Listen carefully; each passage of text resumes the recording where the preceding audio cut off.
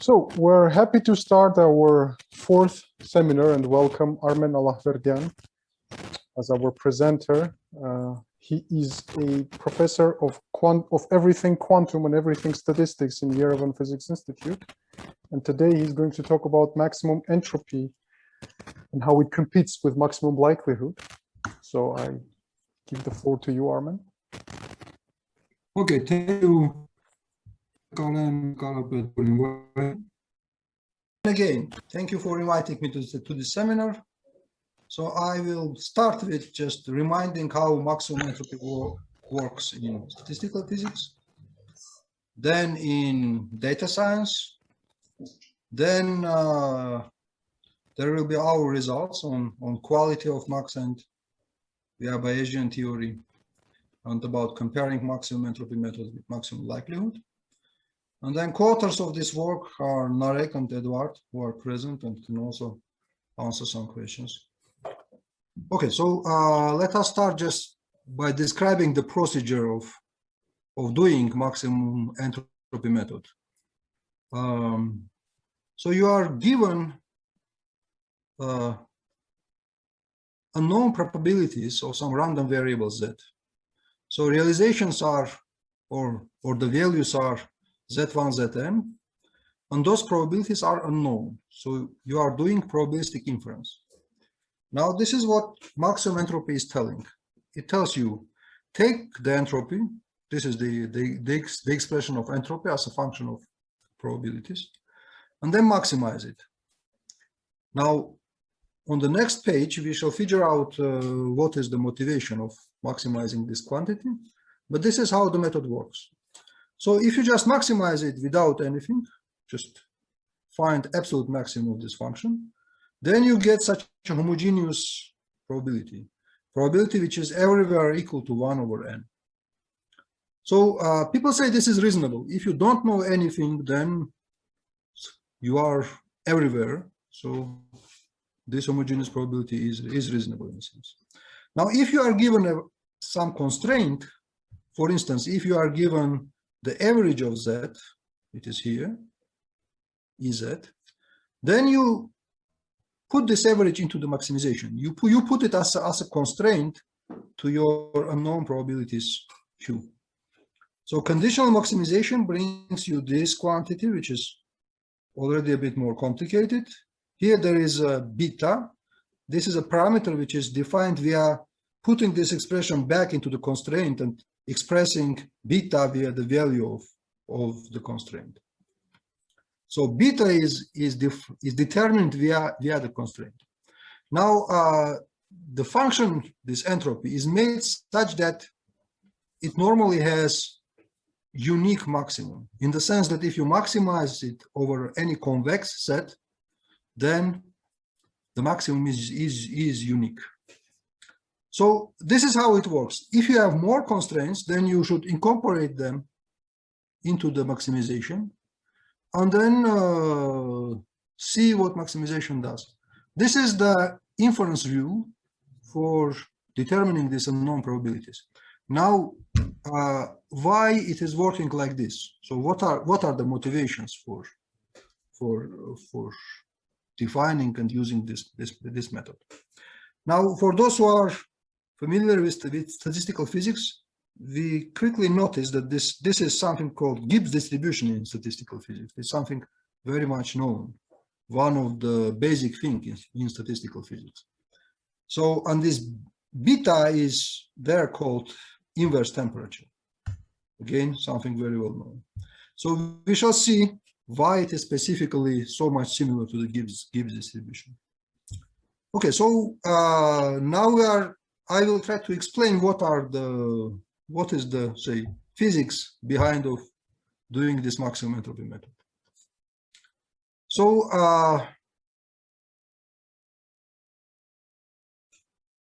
Boltzmann and Gibbs many years ago formulated the second law of thermodynamics.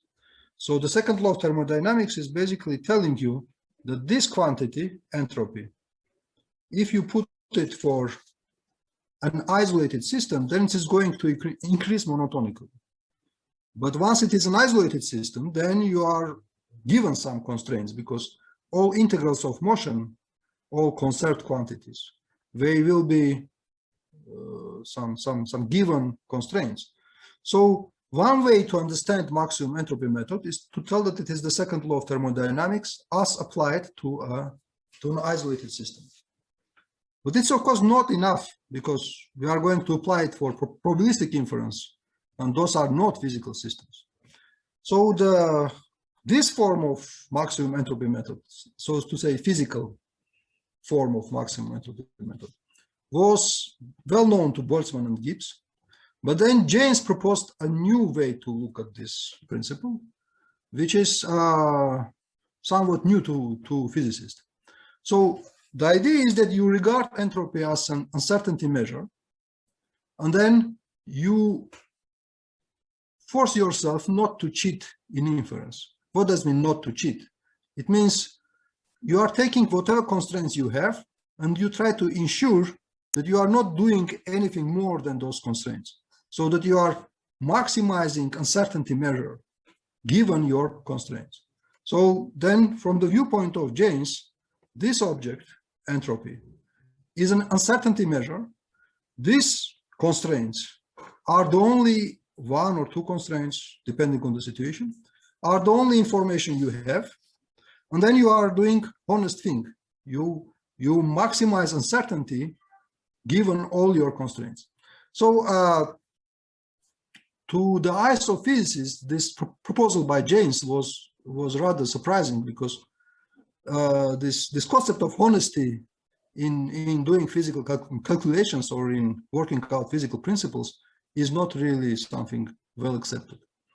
Anyway, but then how we know that this expression for entropy, how we know that this expression is really uncertainty measure? Well, this is a point which is very well worked out in literature.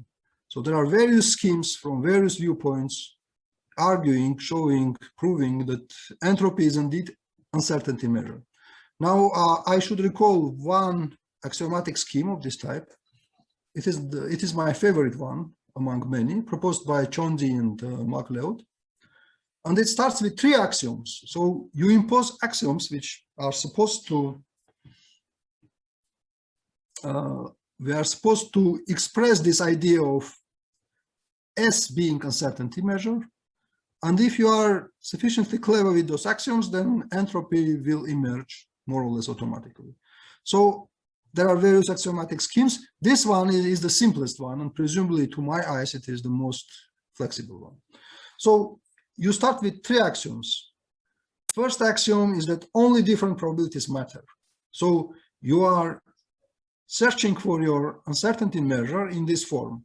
It is a function of different probabilities. So psi is yet unknown. We should determine it.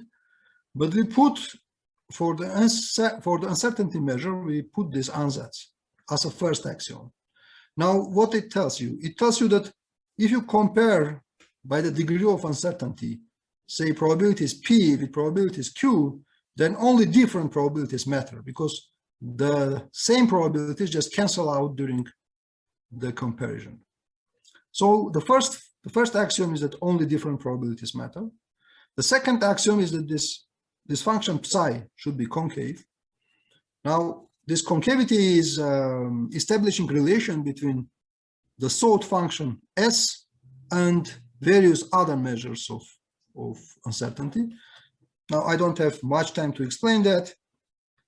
It makes relation between entropy and majorization, which is another well-defined concept.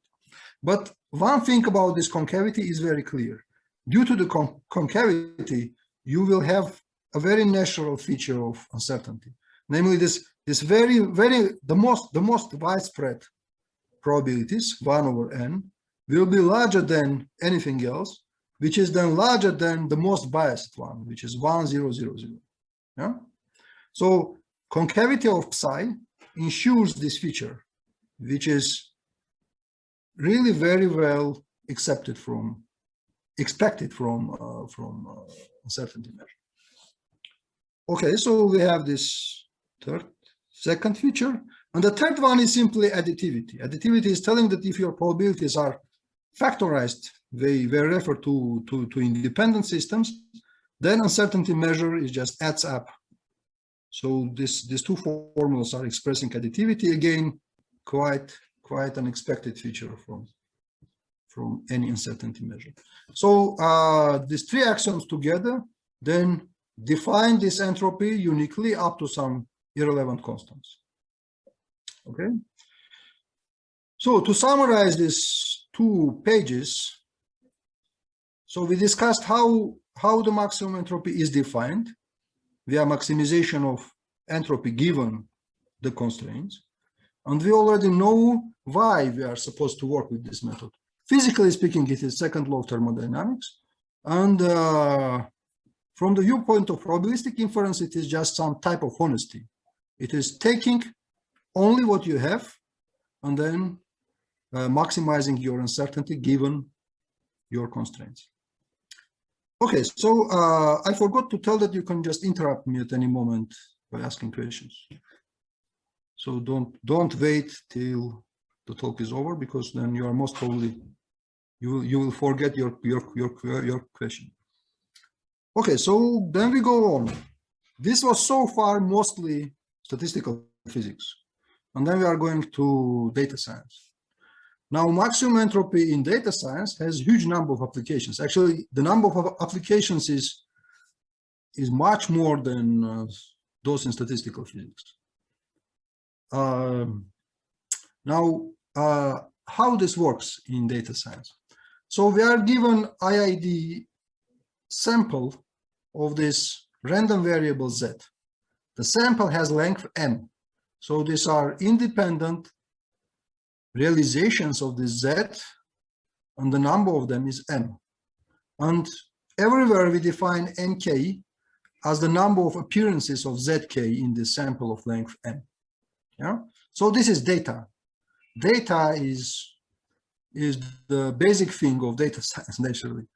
And oh, sorry. And now the standard model of data. Now I will be always working with sparse data. Sparse means that the length of this sample is smaller than the number of realizations of your random variable. So this definition, n is smaller than n, is really a very stringent one, very tough definition of sparsity, but I accept it. So why we want sparse data? Because this is the most dangerous situation. If your data is not sparse, if m is much larger than n, if the sample length is very large, then you are in the domain of so-called classical statistics, and this is to us not so much interesting, because there are a lot of the results, their noises are small everywhere, everything reasonable is okay, etc. So this is not so interesting domain. This sparse data domain, m is smaller than n, is much more interesting, much more dangerous, and much more prone to various errors and misinterpretations. Okay, so I told you what is data. I told you what is sparse data. Now, why this MAXENT method has many applications in data science? Well, there are various subjective reasons for that, but there are at least 2 objective reasons. First, it is non-parametric. Namely, when applying this method, you don't have to know anything about the mechanism which generated your data. For instance, you are taking the data, this sample S, you are estimating the empiric mean, right?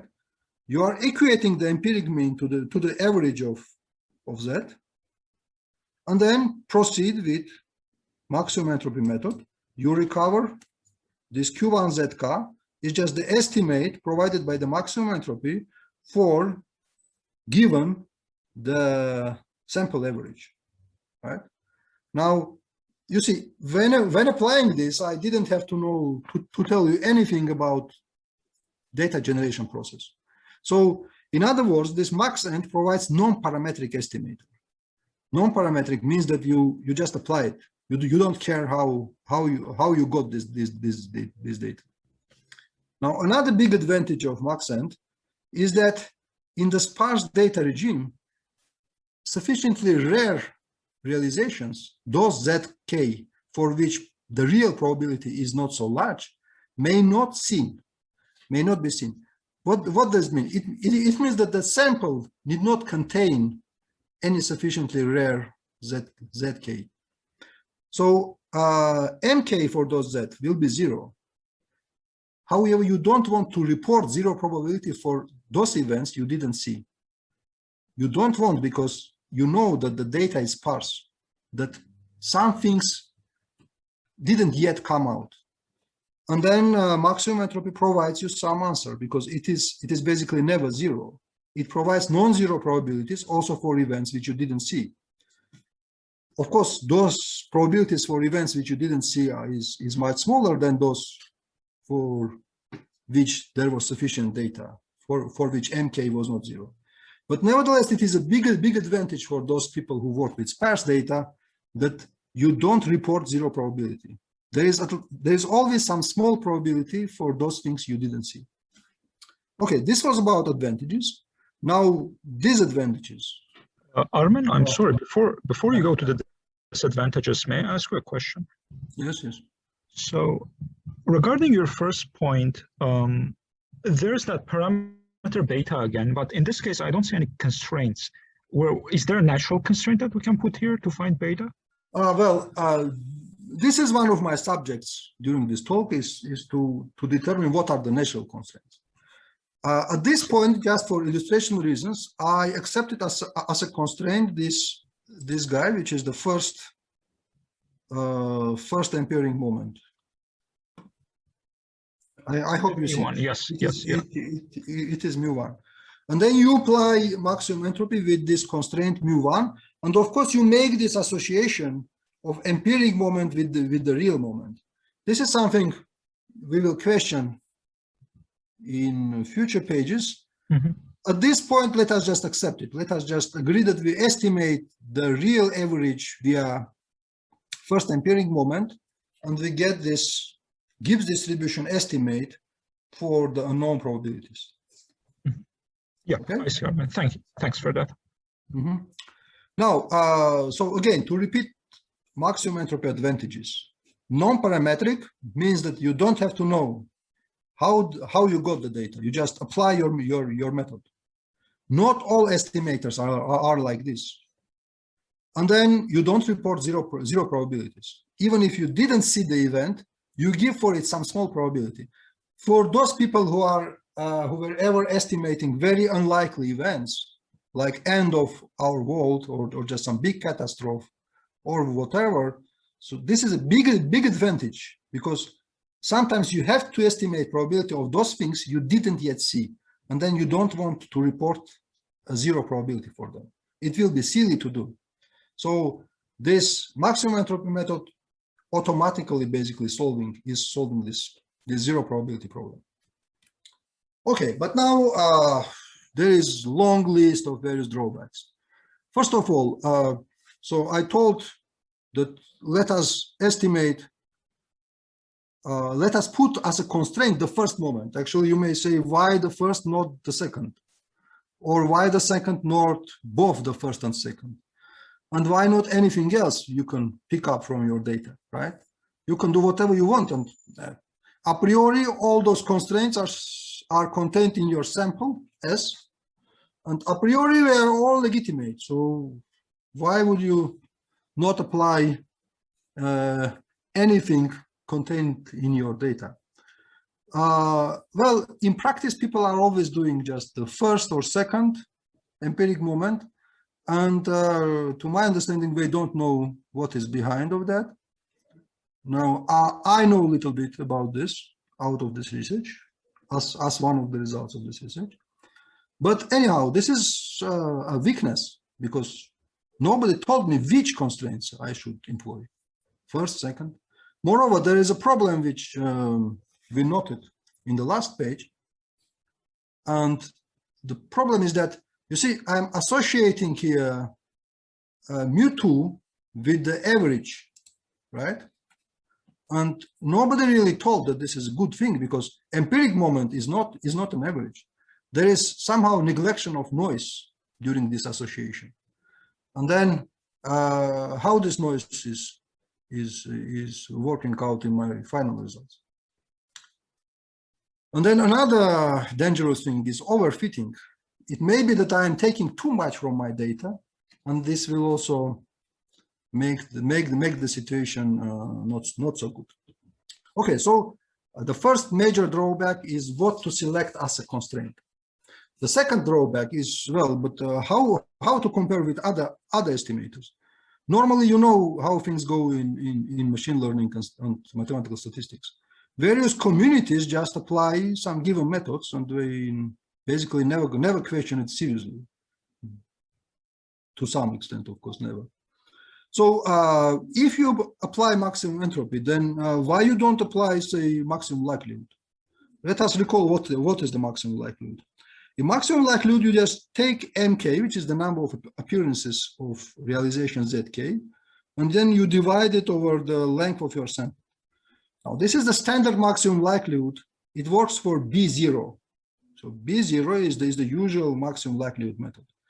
Now, here for sparse data, we cannot employ maximum likelihood directly.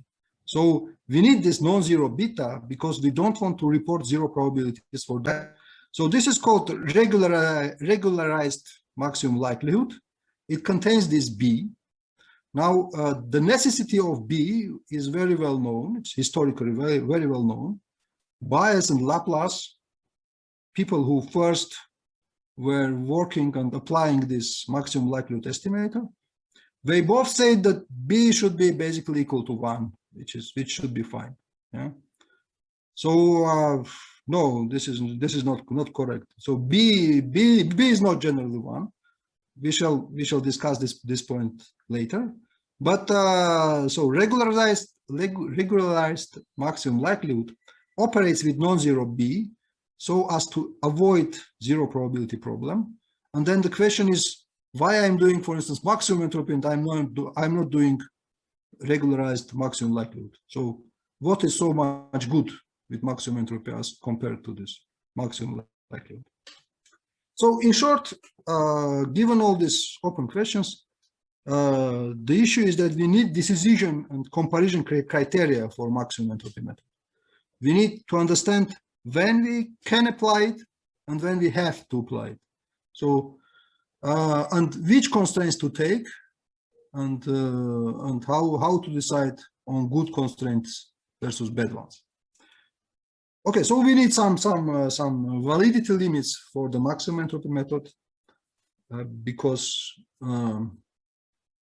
at its present stage, it is just a recipe. It is just something people do without really understanding what is so good with this method. Okay, so I'm done with introduction. Let me tell again what we did. We introduced the maximum entropy method. We discussed about its foundations, about various axiomatic schemes that provide the definition of entropy as a measure of uncertainty. And then we discussed how this MAXENT applies in data science and discussed the advantages and then drawbacks. And drawbacks are sufficiently serious to take them as a research subject and to invest time on trying to understand this decision and comparison criteria for maximum entropy method. Okay, so how we continue with this? We continue with Bayesian decision theory, and those of you who don't know Bayesian statistics may be surprised by type of abracadabra this Bayesian decision theory is doing. But I hope you are somewhat familiar with Bayesian theory and you are willing to accept some of its, some of its difficult things, so to say. So how this Bayesian theory starts? It tells, okay, I don't know probabilities, but I assume that they come from a known prior density. So from the viewpoint of Bayesian theory, these probability are generated by some known density of probabilities. So there is probability of probability. Yeah, probability itself is not known, but probability of probability is known. So this is called prior density. We will discuss it in the next page. Okay, so now given these probabilities, of course, the sample is generated once it is an IID sample. It is generated via multinomial, right? So those are probabilities. Those QK, MK is number of appearances. Those are factorials, which you know very well. So this is conditional probability to see M1, Mn given probabilities Q. Okay, and then assume that I have some method of estimating probabilities from the sample. And this method is just this Q hat. And then I need some distance between Q hat and Q just to decide whether I'm doing a reasonable estimator or not.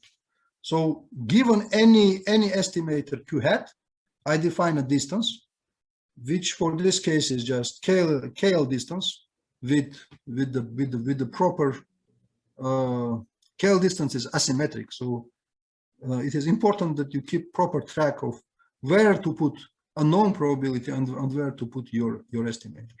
So we have a long story and somewhat difficult story about why we choose this KL distance. Of course, you are free to choose any reasonable distance, but there are good reasons to expect that at least for this problem, KL distance is one of the most convenient ones. So we shall take KL distance, which is estimating the quality of any estimator Q hat which you took from your data, right? Okay, so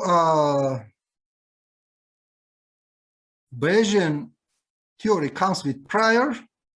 It comes with a definition of distance. You have to choose both. We will see how to do the choosing of prior. Now, another quantity of Bayesian theory is a mean distance or risk.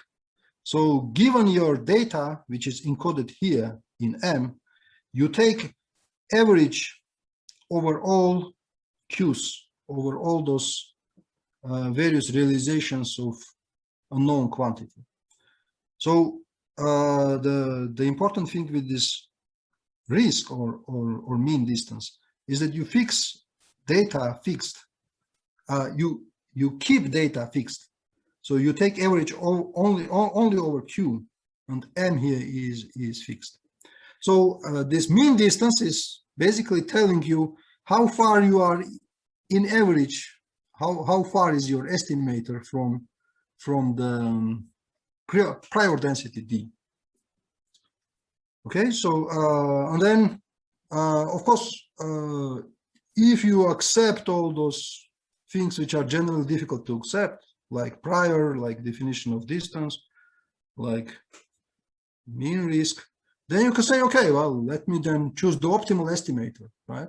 So the optimal estimator is obtained by minimization of average risk over this unknown Q hat, which was my estimator. And for KL distance, for this form of distance, right? This minimization can be done easily, and you end up with just posterior. Posterior is just this estimator, which, as you see, it is Q, PQM. Given data, you take averages over your priors, and this is going to be within the Bayesian scheme, the optimal estimator. Now, we will never use this, basically never use this optimal estimator. Why is that? Because, first of all, it is too much ad hoc. It depends on your prior, normally very essentially, and it depends on your, and it depends on the choice of this distance. So although we know that we have, from the Bayesian theory, we have an optimal estimator, we basically never use it because it is too much ad hoc, it is too much parametric. Instead, we shall employ Bayesian theory just for deciding on the quality of non-parametric estimator, which is maximum entropy estimator. Yeah. So we are. This is the rules of the game we are playing. We take Bayesian theory, but we discard its main result. Namely, we discard the optimal estimator. We say it is too too much parametric, too much ad hoc, too much dependent on your data generation. But nevertheless, we shall employ Bayesian theory for estimating maximum entropy method. Okay, so our main quantity will be the double averaged distance. We shall average the distance not only over prior, but also over data. It is because our data is mostly will be synthetic. We shall generate the data ourselves. But normally, if you have fixed data, then you have to use this definition, just single average scale distance, or any other distance. Okay, so this is what defines our rules of game. This double average distance will be our main target. It will decide whether we are doing right thing or wrong thing. But before going to concrete calculations, I have to explain you how to choose this prior density. This is the main issue of any Bayesian approach. You have to tell about you have to determine about your prior density. People say sometimes prior density is given. Well, it's very rare that say it is ever given. Normally, it is not given, and you have to come up with some sensible prior density. And this is one of the difficulties of Bayesian approach. One of the reasons people frequently don't like it.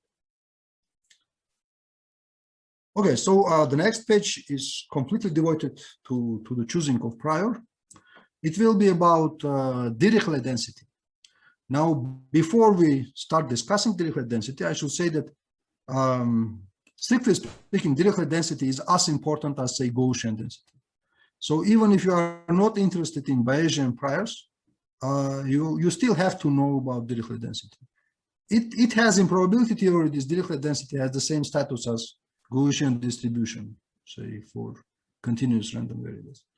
So we have to know about this Dirichlet. Now, how the Dirichlet density comes about?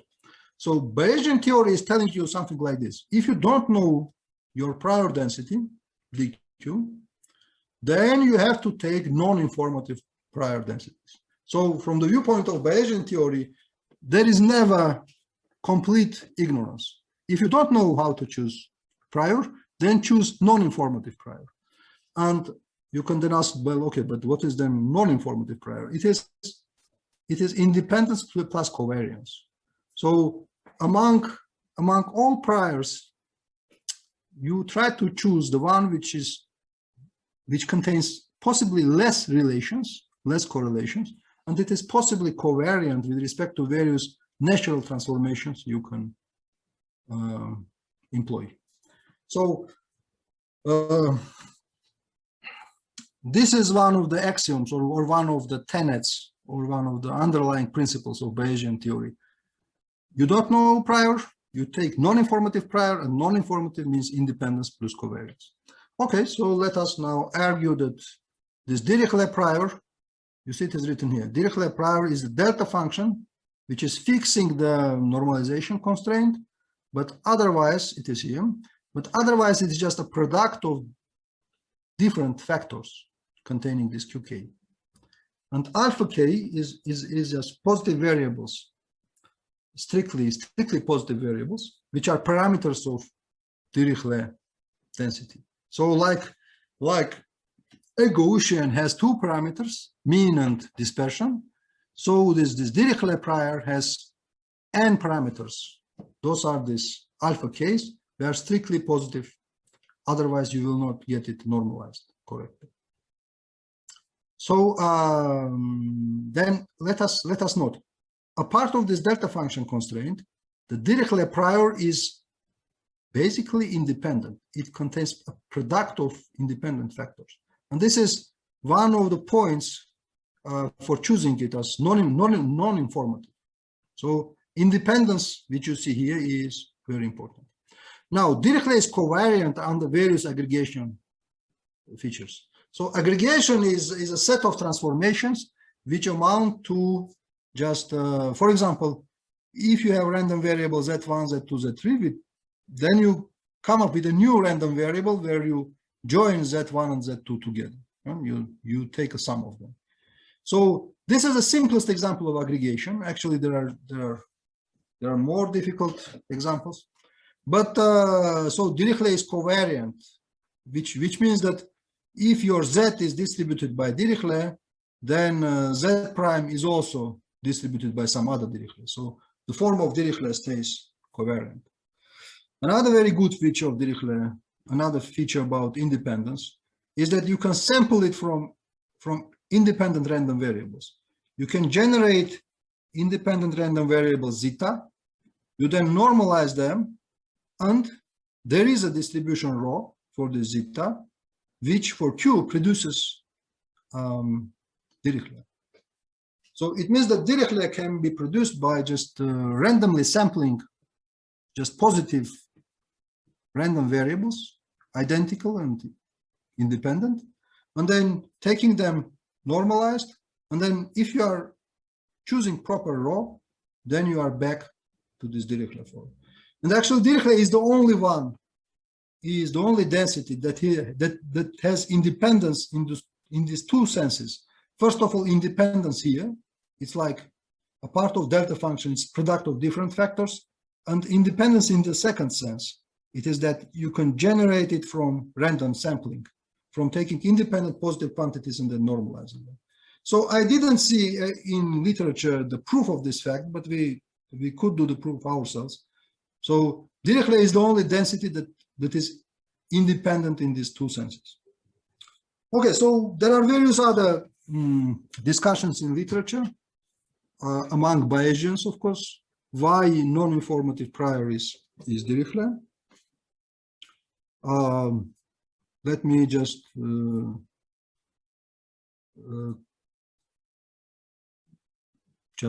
stop here and don't bring additional arguments, because if you are Bayesian, you will not need additional arguments. If you are against of this Bayesian axiomatics about choosing non-informative priors, then anyway you are not going to be convinced.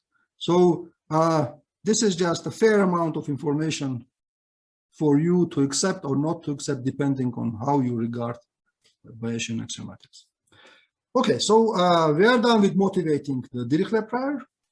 And then what is one of its most important features is that, you see, if all alphas are equal to each other, so it is homogeneous Dirichlet, all alpha k is equal to alpha, then the average of Q, of all Qs, is just 1 over n.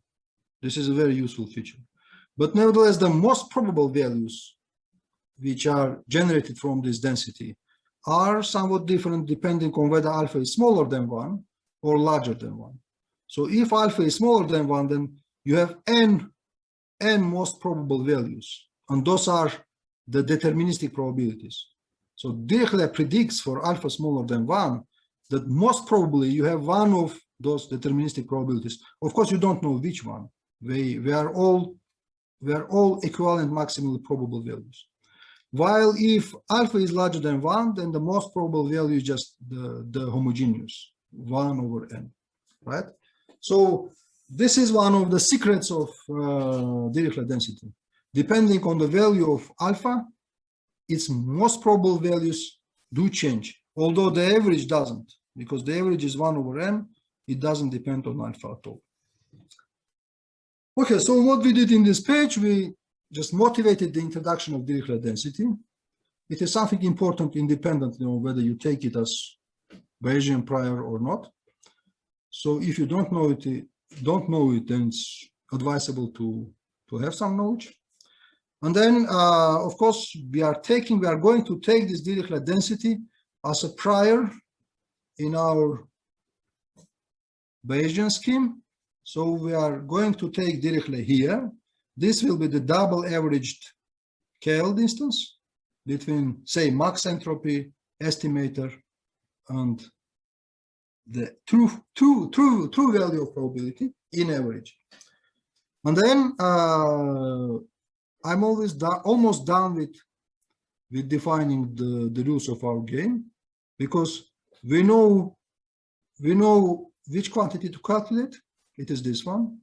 We know how to employ the estimator. We discussed it here. right? We said we are doing maximum entropy method. And we know about the prior. We are taking Dirichlet prior. So all ingredients are there just to sit, calculate, and compare. And this is what we have done, mostly numerically. But you will not see any serious numerical demonstrations here. I will just announce what we got. Okay, so let us then start. So maximum entropy is going to be meaningful if your constraint is such that this average, double average distance is of course smaller than the same maximum entropy which you will employ without any constraints. That's basically triviality. So before applying maximum entropy, you would like to know whether you will get anything better by treating your data, or the best thing to do is just to forget about your data. So sometimes if you have sparse data, you may want to forget it completely because it is just so noisy that you better don't employ it. So the simplest meaningfulness criteria for maximum entropy is that this double average for any constraint is better, or which means it is smaller than the same double average, but for maximum entropy without any constraint. So what is maximum entropy without any constraint? This is Q equal to 1 over n, right? You may remember here, from here, where is this one? Yeah, that if you have no any constraint, then the maximum entropy of the homogeneous probability is the largest one. So the meaningfulness of maximum entropy means that your data is meaningful in the sense that employing it leads you somewhere. Okay, so and then for synthetic data we take these random variables, which is parameterized via natural numbers. We just didn't know what to take and then took the simplest things you would imagine. And then, okay, so and then we went on. You saw the Dirichlet, you saw the double average. So you then do a lot of calculations numerically, trying to see whether maximum entropy is meaningful. Yes, it is meaningful, provided that Dirichlet has alpha smaller than 1. So you remember, alpha smaller than 1, most probably values of Dirichlet are just these deterministic probabilities, though you don't know which one of them is better than another. They are all maximally probable values. So sparse data and alpha smaller than 1. Yes, maximum entropy is meaningful for not very short samples. Now the same thing, sparse data with alpha larger than 1, we didn't see any reason to employ maximum entropy. It is always, which means that you better don't employ your sample at all. You just have to, from the viewpoint of maximum entropy method, you can just kick out your sparse data. You will never get anything better than just a data-free guess. Okay, so the first conclusion we draw is that you still need prior knowledge to apply MAXENT. So you remember in various applications of maximum entropy method, people say, well, we like it because it is non-parametric. But it is basically not so correct. Yes, it looks non-parametric, but nevertheless, you need prior knowledge. You need to know that your prior, for instance, is such that most probable values are just deterministic probabilities. Then what we saw is something called overfitting. Overfitting is a strange thing. It means that, say I'm in this regime where maximum entropy method is meaningful. Then it sometimes harms you to take a second constraint. Say you did the first constraint, you took first empiric moment. Now, if you take the second empiric moment, this double average increases, not decreases. So with sparse data, it can easily happen that taking the first constraint is fine, but taking the second constraint, no, you should not do it. You should not take the second constraint, although it looks like data, but it's not data. It's just noise.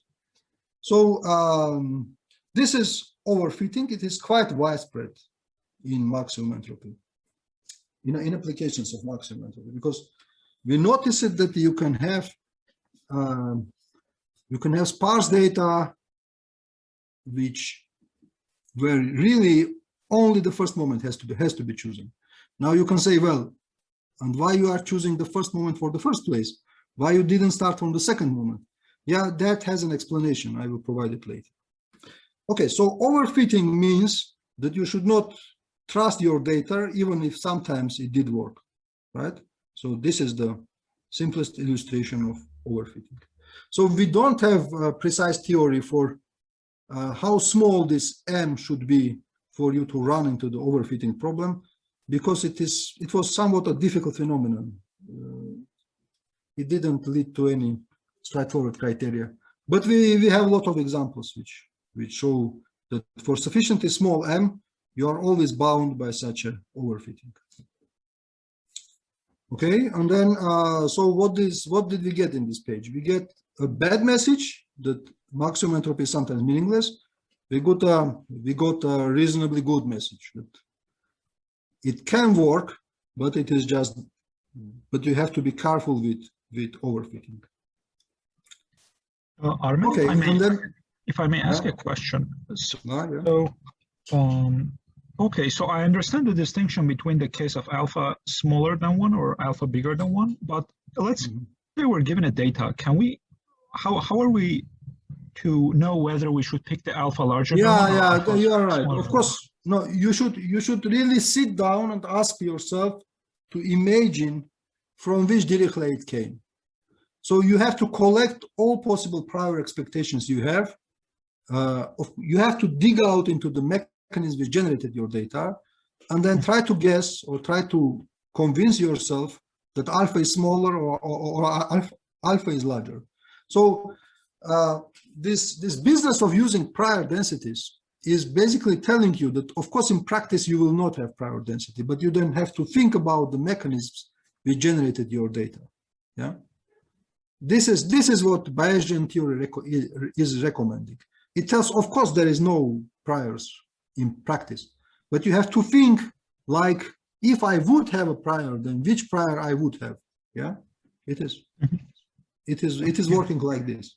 So to tell again, yes, we don't have priors. It is difficult to guess, but this only means that in each concrete situation, I have to go into the details of data generation process. So people hope that with maximum entropy, you don't have to care about data generation process, which is basically not the case.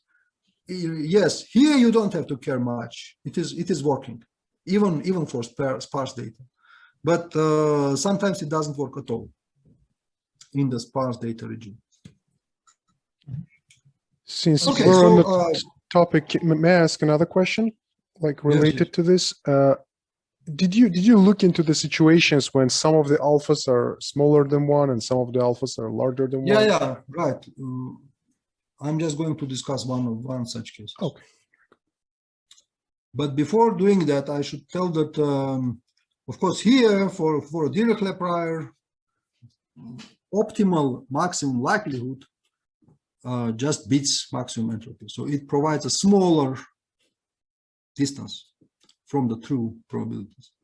So let us recall maximum likelihood is defined like this, where this beta is taking care of regularizing it. And then the optimal regularization for Dirichlet prior is just beta equal to alpha. And if you put the optimal value, then for some very clear reasons, this maximum likelihood is beating maximum entropy. It is better than maximum entropy. And the reasons have to do with this globally optimal Bayesian estimator. The issue is that with a single Dirichlet prior, optimally regularized maximum likelihood just coincides with optimal Bayesian, which is globally optimal. However, this is not completely in favor of maximum likelihood. The issue is that maximum likelihood itself, as we found, is very much susceptible to taking this beta precisely equal to alpha. Even relatively small deviations of beta from alpha can bring the situation back in favor to maximum entropy, which means optimal regularization for maximum likelihood is very much needed to ensure its good features, right? Because what Bayes and Laplace told, they told that beta should be 1. And if you ask some people who work with regularized maximum likelihood, they have their favorite values of beta, and they think, okay, some of them would say beta is 0.5, another one would say beta is 1. There is nothing like that. There is no universal value of beta. In contrast, beta is very much susceptible to the prior. So even if maximum entropy is losing, we should understand that maximum likelihood itself is not so much stable with respect to the correct choice of beta. But let us get this into a situation where maximum entropy just beats even the optimal regularized maximum likelihood. So I argued here that Dirichlet is a non-informative prior density. Okay, non-informative, but you don't have to have non-informative. Sometimes you do have prior information. So how you would model it? So here I took one of the prior informations, which to my eyes is quite reasonable. So let us see. Now I took my prior density as a mixture of two Dirichlets, right? So one Dirichlet is telling that alpha 1 is larger than alpha 2, etc., alpha n. Another one is telling that, in contrast, alpha n is larger than alpha 1. So basically, I'm encoding here the following prior information, that Q1, Qn, namely unknown probabilities, tend to be ordered or anti-ordered. Namely, tend to be Q1 is larger than Q2, etc., or Q1 is smaller than Q2, etc. Yeah. So I assume that I have prior information on some ordering features. Now and then, maximum entropy appears to be a very, very good thing, because with this choice of my random variable z, which is 1s larger than 2, etc., those are the realizations of z. So if I take prediction of the maximum entropy, then it is by a wide margin better than maximum likelihood, even at the optimal beta. So here I just helped out a little bit maximum entropy. I helped it out with putting some prior information about this ordering event, about ordering this Q1, Qn. And it appeared that if this ordering is sufficiently strong, then maximum entropy is working for all types of sparse data, provided that the sample length is just sufficiently large. Yeah. So one of the features of maximum entropy is that sample length has to be sufficiently large, even if you are in the sparse data regime. But then it is quite convincingly better than maximum likelihood. So again, it is repeating the same message. Before applying maximum entropy, you have to have some form of prior knowledge. And these are two forms of prior knowledge we focused on. It's either alpha smaller than 1 with the usual Dirichlet, which is heuristically telling that the most probable values are deterministic, or you make your Q1, Qn, your unknown probabilities, you hope that they are ordered or anti-ordered. So there are certainly other types of prior information as well. We didn't classify everything. Question, yes, if I may. Armen, here, do you encode this sorted constraint into the maximum entropy as well, or is it just no? I just apply maximum entropy in a way that it comes out. The issue is that maximum entropy, as you can see from here, the simplest implementation of maximum entropy is always ordered or anti-ordered, because you see, if the z is ordered like this, then depending on the sign of beta, Q1 is ordered or anti-ordered. So I knew about this feature of maximum entropy, and I purposefully choose prior information such that to facilitate this feature. Yeah, I am literally helping maximum entropy by choosing specific prior information. Of course, prior information is specific, but you can say it is not meaningless. So I'm literally helping by hands maximum entropy to be meaningful. Yeah. Okay, so then we are nearly done. So we are doing already conclusions. So what are our conclusions? Maximum entropy looks non-parametric, but it only looks like that. In fact, you need prior information. It is wrong to tell that you can just apply it everywhere, because there are very, very sensible cases like Dirichlet prior with alpha larger than 1, where maximum entropy is just meaningless. From the viewpoint of this maximum entropy method, you just have to abandon all sparse samples. So the first conclusion, you still need some prior knowledge.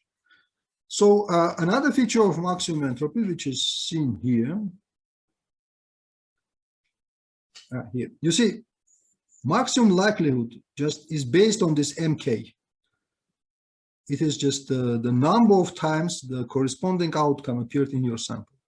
Maximum entropy is based on these quantities, mu1, mu2. You see, numeric value of Z is important here. So MAXENT needs numeric values of Z. It means that you cannot apply it to categorical data where Z doesn't have numeric values. It is, for instance, colors or whatever like this. So we do have some ideas about how to work with MAXENT in categorical data, but it is basically an open question. So this is another drawback of maximum entropy. Now, from the positive side, maximum entropy applies to sparse data, though to not very short samples. Now, it is prone to overfitting, and you should be very carefully. You should be very careful in selecting more than one constraint from your data. So data comes as such, and you should be careful in what you take from this data as a constraint for maximum entropy. So unfortunately, I don't have any compact recipe for how you should select your constraint, but it is what we saw in our numerics. Okay, and then yeah, I'm already talking for 1 hour. I have more things to tell, but let me stop here because it's good to be in time. Thank you for your attention. Thank you, Armen. And we're open for questions as we were doing the whole talk. Armen, can you elaborate a little bit on the Dirichlet priors? Like, are they used in other areas except for here? Let's say I have not seen them before, so I'm wondering. Yeah, that's because you are not Bayesian.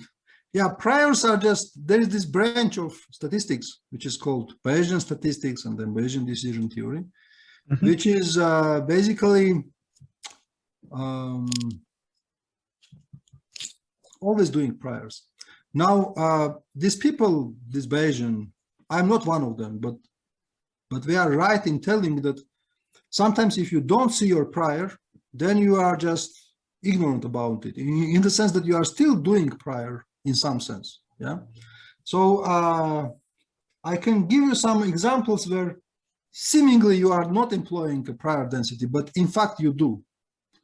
So these people say that if we are going to make a sense from statistics, then we better make our prior assumptions explicit, and we declare explicitly about using prior densities. Now, sometimes we are really correct, sometimes it is 50-50, and sometimes we are not really correct. But this is the axiomatic assumption of Bayesian theory. So you start from prior, you are telling that my unknown quantity, yes, it is unknown, but it is coming from a known prior. And then if you tell them, well, but from where I take the prior, we say, let us use non-informative priors. This is how it works. I see, I see. I've heard of a YerPhI prior. I don't know how Dirichlet will be related to that, but I think Dirichlet, that's a good question. YerPhI prior is just one particular case of YerPhI where alpha is equal to 1/2. So physicist YerPhI had a very good and strong argument telling that if you are taking Dirichlet prior, then better focus on alpha equal to 1/2. Now I cannot here reproduce quickly his arguments, but they are sufficiently convincing. They are sufficiently convincing in the sense that yes, there is a specific meaning attached to alpha is equal to 1/2. So it is, in a sense, an advisable thing to do. One more question. Have you tried looking into other distances except for the KL divergence? I think there are yeah. Actually, the reason why we are using KL, first of all, there are two forms of KL. KL is not symmetric with respect to interchanging its arguments, right? So you can ask, first of all, why you are using KL, and second, you can ask why you are using KL in this specific form. Well, to make my answer short, we tried various other distances like Hellinger or like the wrong KL, etc., etc. I didn't see much difference because I mean, of course, quantitative details will change, but the overall message stays. It looks like, at least to some extent, that when choosing between good distances, so there are say some 10 or around 10 good distances which have various concavity features, etc., etc. So when choosing among good distances, it looks like that you can take whatever you like. I see. Okay, thanks for that, Armen. You're welcome. Armen, could you give a little bit more rationale for this modified Dirichlet with this interchange orderings? Honestly, I couldn't really understand why you would choose assume that you have a prior information of the following type. You know that your probabilities are going to be ordered. So you know that although you don't know precise numeric values, you can order them. You know that one event has a larger probability than another. Say you have 3 outcomes, 1, 2, 3. And then you have prior probability to believe that one is the least probable, the second is in the middle, and third one is the most probable, right? Okay. You may have such a thing. I mean, in physics, we frequently do have such conditions when we discuss passivity, for example, right? Yes. And then, this is a form of prior information. I employed it to facilitate application of MAXENT, because MAXENT likes this type of prior information. But it is not unreasonable, I think, generally speaking. Okay, but in that case, shouldn't it be like, like 1/3? It shouldn't be just the sum of these Dirichlets with all the possible permutations taken into account. This is the point that I'm not getting, but maybe it's just me.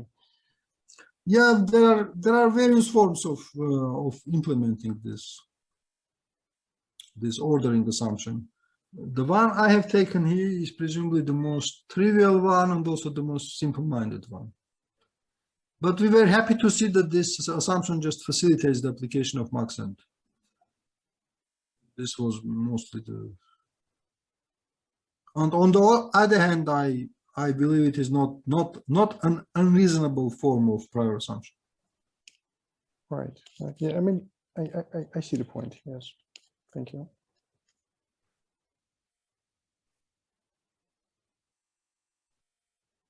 Do we have any more questions?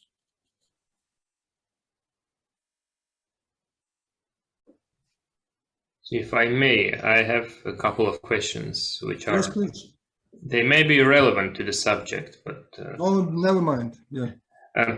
well, the first question is very simple. All conclusions, as far as I understood, conclusions are mostly numeric, that this thing does it better than the other. There are no theorems. These are all numerical results, right? Yeah, there are few attempts to find theorems. One for instance is here. Yeah, I can tell you about this theorem if you wish. So there are few attempts to find theorems. So far we have no any real proof of those theorems, but we have several conjectures which seem plausible, and we are continuing to work on them. So the troubling thing here is this double average KL distance. It appears to be not so easy to get any analytical insight into it, but we keep on trying. It is not hopeless. There are some windows where analytical insight is possible and should be very useful. Thanks. And the second question is, probably I missed the point where you motivated the use of the first few well, sample moments as the kind of constraint you want to choose. Yeah. Okay. So then I am going to tell you about affine symmetry. Okay. So this is one of those conjectures we didn't manage to prove, but we believe we are correct. So the question of YerPhI is a very important one. It is telling me, look, I was always discussing the first moment, first empiric moments, the second empiric moment here, say, right? Here. But for instance, I didn't discuss square root moment, right? I could. I didn't discuss third moment, which I also could. Now, what is the point here? Of course, I cannot define square root moment for negative z, but for positive ones, I could certainly define it. So why first moment is better than square root moment, or why first moment is better than third moment? So this may seem naive questions, but I mean, you have to have an answer to them. Otherwise, it is just not very clear why everybody is so much fond of first two moments. Okay, so we discovered the following conjecture, which is, I hope, will become a theorem one day. So the conjecture is as follows. There is some type of affine transformation or affine symmetry related to the maximum entropy principle. Affine symmetry is as follows. You take your random variable z and you subject it to this affine transformation. So every z is multiplied by an arbitrary number and is added by another number, gh, right? And then it appears that MAXENT probabilities are affine invariant if you fix the first moment, or the first and second, or the first, second, and then and so on till the moment k. So, so the virtue of fixing the first moment and the first plus second, etc., is that those probabilities, maximum entropy probabilities, have a sufficiently large symmetry group, this affine group. Now, and then conjecture is the following. We saw it working very well, but we still didn't prove it. So for any constraint that doesn't respect the full affine symmetry, there is a beta constraint. Beta in the sense that it has smaller distance and it does respect it. So in a sense, we noted a strong correlation between the applicability of maximum entropy method and this affine symmetry. And then it immediately becomes clear that it doesn't make sense to use, say, half moment or the third moment. They never respect affine symmetry. So those which respect affine symmetry are listed here, right? Where k is an arbitrary integer. So this is for me an explanation. If it is correct eventually, then this is for me an explanation why we are using first moment or first and second, etc. Even things are seen here. You see, it doesn't make sense to use the second moment alone, because it is always worse than using the first moment alone. Yeah? So if you are using the second moment alone, you don't respect the full affine symmetry, while the first moment alone does respect it. So there is such a correlation between the usage of moments and affine symmetry. I believe this is the core of my answer to you, namely, we are using those constraints which are ensuring affine symmetry. This is the answer. Right, thank you. I have a couple more questions, if you don't mind, but these are going to be somewhat more open-ended sort of questions. Yeah, please. Yeah, and the expectation would be that you perceive them as an opportunity to elaborate and tell us further and deeper things. One thing I wanted to note is that, well, the idea of a prior distribution, I think it's not peculiar to Bayesian statistics. For instance, in computer science, when you want to evaluate the efficiency of an algorithm, so there are two well-known sort of at least approaches. One is the worst case scenario, the worst case analysis, say complexity. And there is the amortized one, in which case you assume a certain distribution on a possible configurations of inputs, right? And then you compute the so to speak the average efficiency of your algorithm. And this phenomenon, I think you can see it in different places. And some of those, in some cases, the natural choice of a prior distribution is sort of obvious. But for me, a good sort of from a theoretical perspective, a good prior distribution would be a measure on the space of distributions, which is, say, invariant under a properly motivated subgroup of the automorphisms of that space, right? So is it possible to give any such interpretation to the Dirichlet to the class, or maybe Dirichlet probabilities? Yeah, actually, I never concentrated on automorphism. I was very happy that I did myself this straightforward exercise, which means that Dirichlet is the only one which is independent in the two senses, right?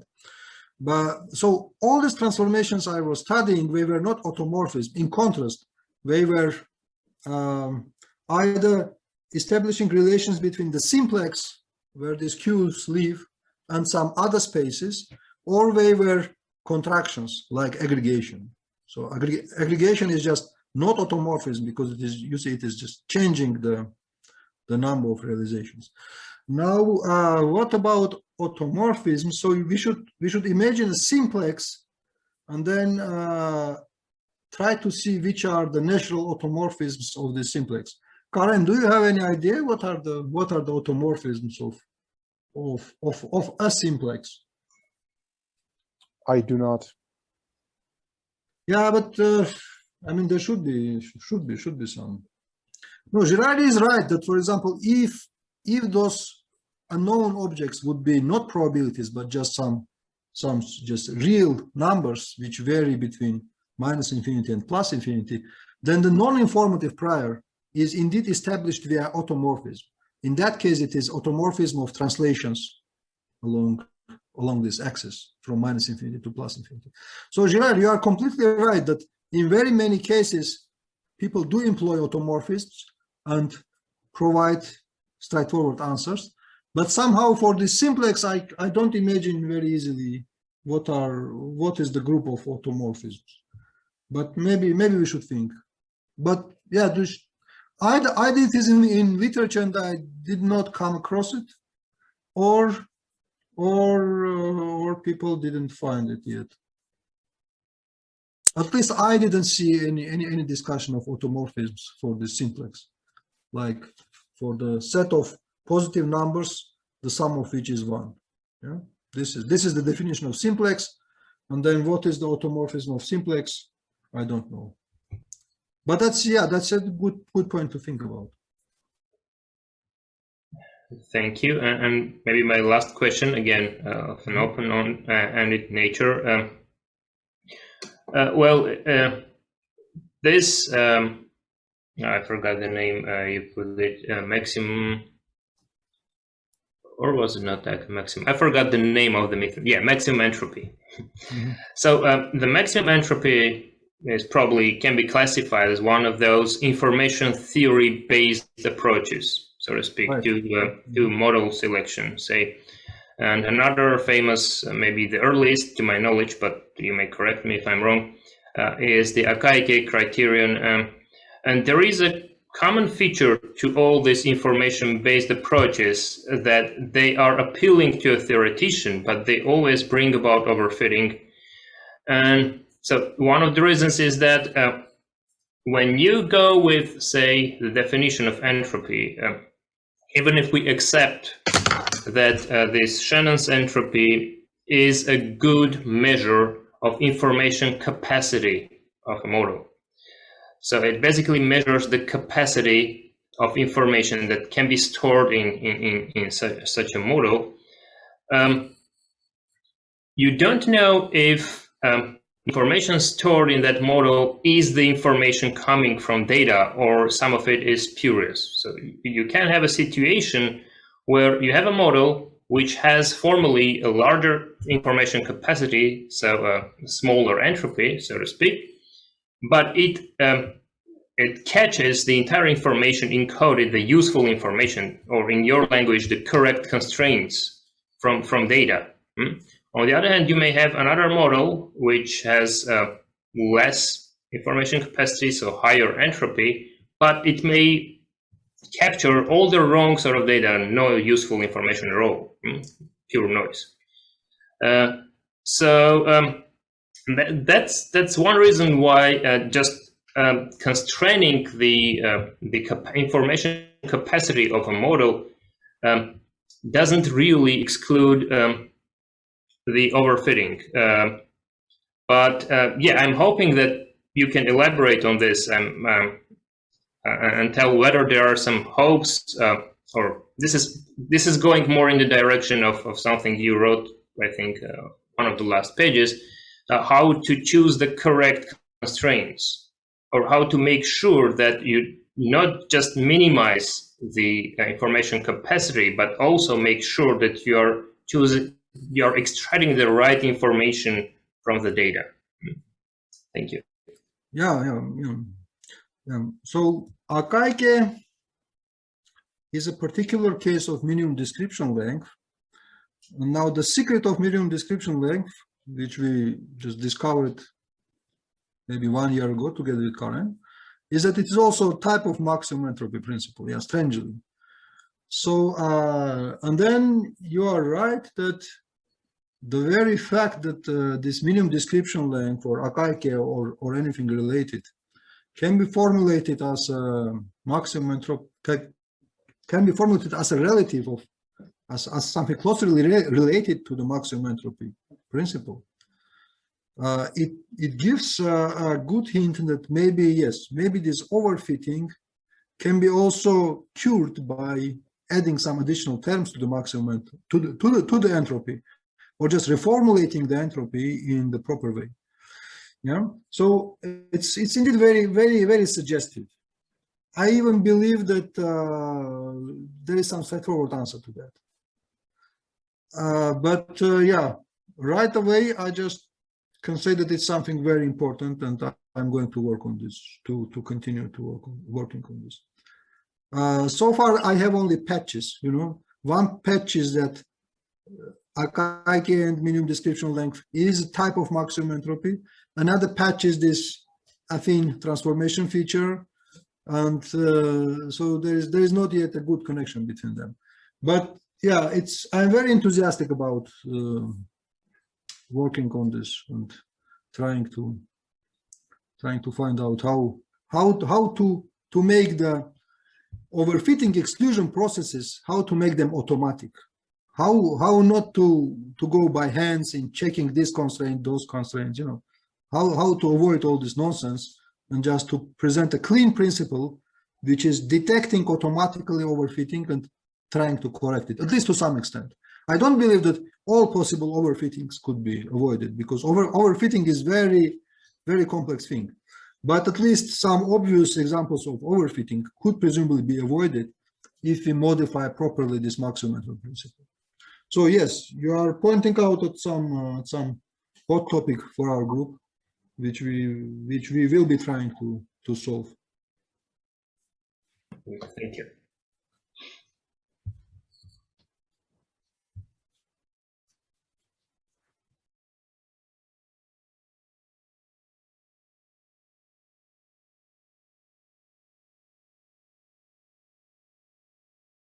That you gave for the choice of the first few moments, because if you allow arbitrary bijective transformations, then the moments just explode. You know, they lose any significance. Yeah, certainly. Here I was discussing only affine transformations. Affine means that f is fixed to be of this form, yeah? With j and h being just some arbitrary parameters. But there are situations where your data is such that there is no any clear and natural encoding at all. So this is categorical data, yeah? And for categorical data, you should presumably consider more general classes of f's here. So categorical data is a rather difficult form for rather difficult case for applying maximum entropy, but we still have some good examples where we can work with categorical data as well. But it's not at the level of presenting them here, but we kind of suspect how to work with categorical data as well.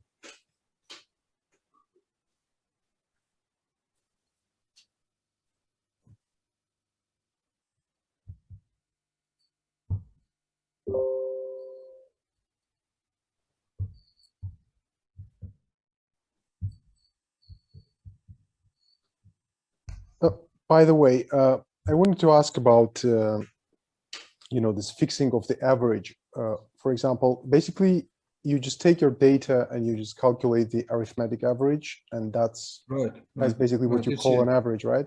So there is noise depending on M, right? In this situation, do you consider any type of noise robustness or? Yeah. That's what we also thought about doing. Making denoising purposefully. Yeah, that's another thing to try one day. Yeah, you see, I have put this quotation mark here in the formula of mu1, specifically to point out that this association between empiric average and the real average is, of course, not at all correct, generally speaking. It's just type of axiom, type of postulate.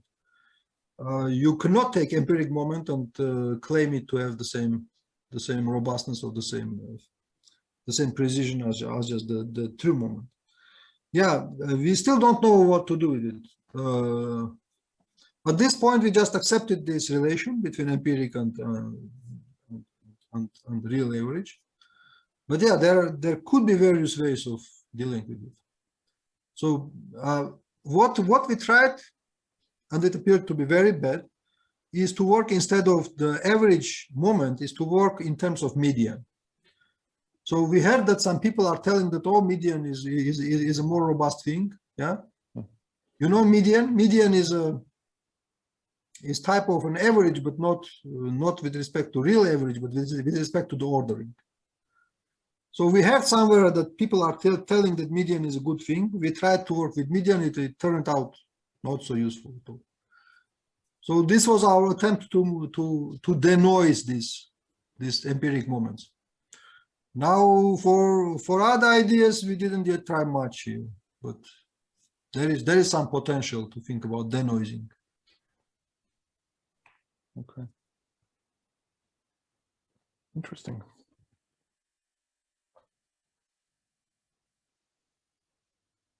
Armen, are you aware of literature, preferably modern, which discusses these problems on an abstract level, say defines what a model is and defines tries to define what overfitting is, so define what a good sort of fit is and so on, so on more abstract level. Is there anything like that, or it's going all in the applied region?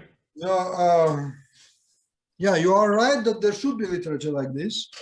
I'm not so much aware, because basically it's my first real encounter with the overfitting problem. What I can say is that the abstract literature on entropy is very rich.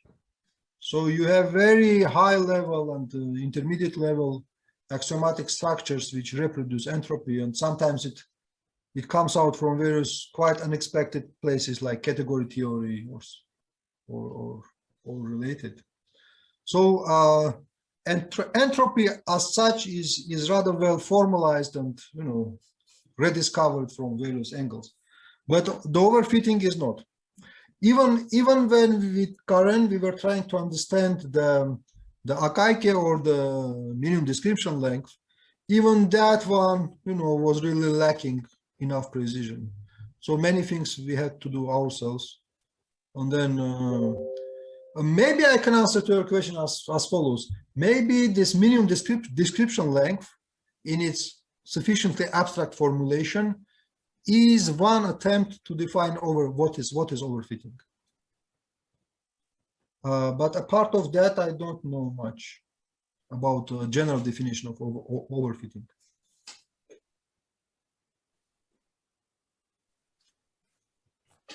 Well, perhaps fundamentally this problem is related to the fact that if you don't know anything about your system, then you have no way of knowing if you know too much, right? It's kind of yeah, well, you are right, but no, I understand Dirichlet. I also find very unnatural that I have to measure this double average KL distance to decide on overfitting. I mean, analytically speaking, it is just something very difficult to do. So you can always do only do it numerically, basically. So it could not be like I have this strange object which is the only one which defines overfitting. Right? It cannot be like this. There is certainly some good analytical calculable something which you can calculate easily, or at least sufficiently easily. There should be something like that which decides on overfitting, and I would really like to find it, but at this point I don't have so many ideas about how to search for it.